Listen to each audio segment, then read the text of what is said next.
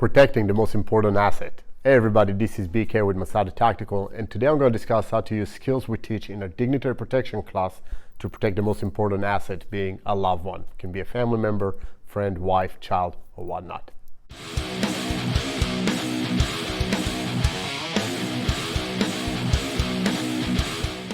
As always, make sure you train in a safe environment. If you're going to do it yourself, for us today, make sure empty chamber, empty mag.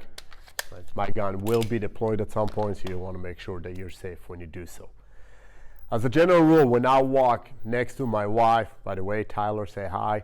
Okay, I'm always walking to my strong side so I can use my support hand to control her, and my right hand is free to either strike, control an individual, or draw my weapon if I need to. If I was walking on the other side, if I draw my weapon, there is a chance I would actually muzzle my wife, and I would like to avoid that when possible. Okay.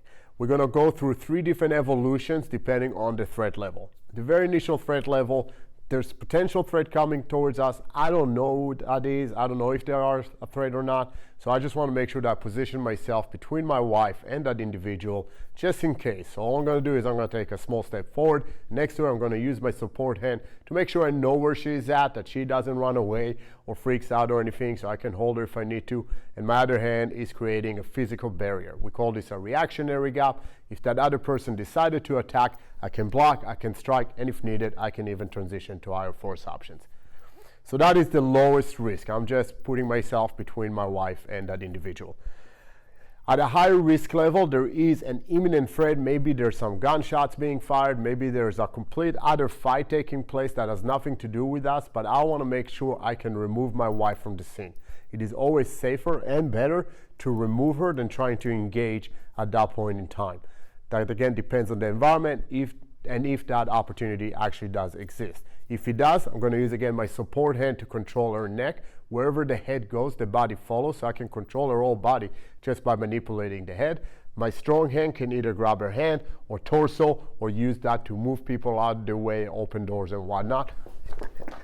And I'm going to move her. I am also going to position myself between her and the threat, so if that threat actually does materialize and comes towards us, at least I'm protecting and shielding my wife.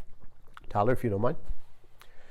Last and obviously the highest risk is if I cannot disengage and I have to engage. For whatever reason, I have to get in the fight right now. I want to make sure my wife is safe while I'm doing so. Again, support hand. This is where it becomes super important that I always walk to her right, okay, me being a right-handed person, to my strong side. So my support hand can grab her wrist. Notice that I am not looking for it. I'm using her arm as a guide. I'm trapping the wrist, pulling her behind me, creating a shield as I'm drawing my gun and presenting it. I can now engage a threat and control and make sure I protect my wife. Obviously, I cannot move and do that at the same time. So when it's time for us to move, I can reholster and now move my wife out of the scene as needed. So a few points for you to consider when you're going out with a loved one. First of all, do your homework. Don't go into an area that is considered unsafe if you can avoid it, right? A lot of principles of just awareness go into play, and you can prevent a lot of potential issues just by not putting yourself in a bad situation to begin with. Secondly, when you're walking with someone, get into the habit of walking to their or your strong side in relation to them, right? So being a right-handed person, I try to walk to the right of my either wife, child, or whatnot, leaving my support hand free at all times to control them, hold them, do whatever I need, and leaving my strong hand to deploy and engage if I need to. Again, it can be creating a barrier, striking, blocking, or potentially drawing a higher force option depending on the situation. Practice it. It certainly doesn't help you to go all of it in theory and not practice it with your loved one. I'm fortunate that my wife is a trained individual as well, but take a few seconds, discuss these topics with your wife or with your children, that if you do A, you expect them to do A. In this specific context, your sole expectation should be, make sure they don't resist you. Make sure they don't freak out, they don't run away, or they try to pull on you. Okay, their safety is very much dependent on your ability to control them. And if they start resisting you, it makes your life harder and therefore them less safe. Okay, so those little discussions go a long, long way in keeping everybody as a whole safer. As always, I want to thank everybody that sent comments, that like, subscribe. Please do share it.